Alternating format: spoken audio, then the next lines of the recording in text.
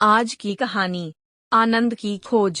एक समय की बात है जब एक नगर का राजा, जिसे ईश्वर ने सब कुछ दिया, एक समृद्ध राज्य, सुशील और गुणवती पत्नी, संस्कारी संतान, सब कुछ था उसके पास, पर फिर भी दुखी का दुखी रहता।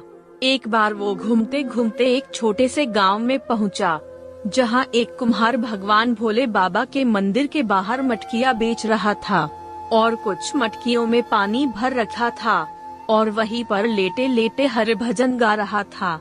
राजा वहां आया और भगवान भोले बाबा के दर्शन किए और कुम्हार के पास जाकर बैठा। तो कुम्हार बैठा हुआ था और फिर कुम्हार ने उठकर उसने बड़े आदर से राजा को पानी पिलाया। राजा ने कुम्हार से कुछ प्रभावित हुआ और राजा ने सोचा कि ये इतनी सी मटकियों को बेचकर क्या कमाता होगा। तो राजा ने पूछा, क्यों भाई प्रजापति जी, मेरे साथ नगर चलोगे? फिर प्रजापति ने कहा, नगर चलकर क्या करूँगा राजा जी? फिर राजा ने कहा कि वहाँ चलना और वहाँ खूब मटकियाँ बनाना। फिर प्रजापति ने कहा कि उन मटकियों का क्या करूँगा? फिर राजा ने कहा कि अरे क्या करेगा, उन्हें बेचना, खुद पैसा आएगा तुम्हारे पास। फिर प्रजापति ने कहा कि फिर क्या करूँगा उस पैसे का? फिर राजा ने कहा कि अरे पैसे का क्या करेगा, अरे पैसा ही सब कुछ है। फिर प्रजापति ने कहा कि अच्छा राजन, अब आप मुझे बताइए कि उस पैसे से क्या करूँगा? फिर राजा ने कहा कि अरे फिर आराम से भगवान का भजन करना और फिर तुम आनंद में रहना।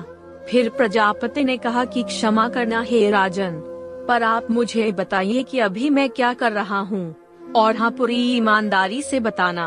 काफी सोच विचार किया राजा ने और मानो इस सवाल ने राजा को झकझोर दिया।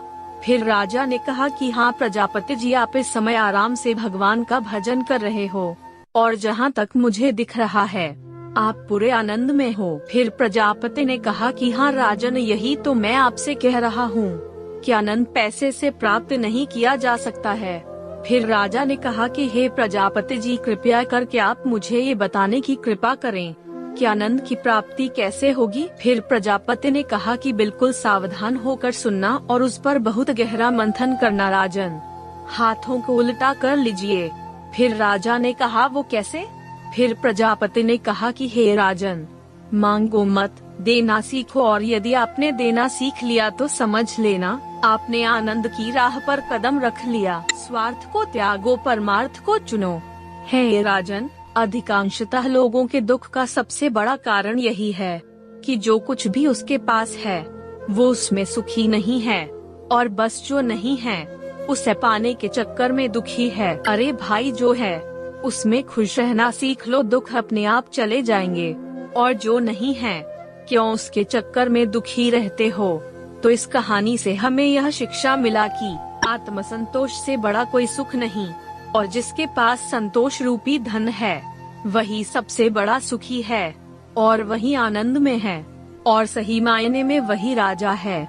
इसलिए कहा जाता है कि सदैव प्रसन्न रहिए, जो प्राप्त है पर्याप्त है, जिसका मन मस्त है उसके पास समस्त है।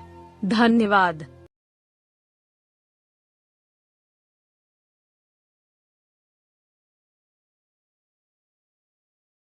और हमारे चैनल को सब्सक्राइब कर बेल आइकॉन दबा दीजिए।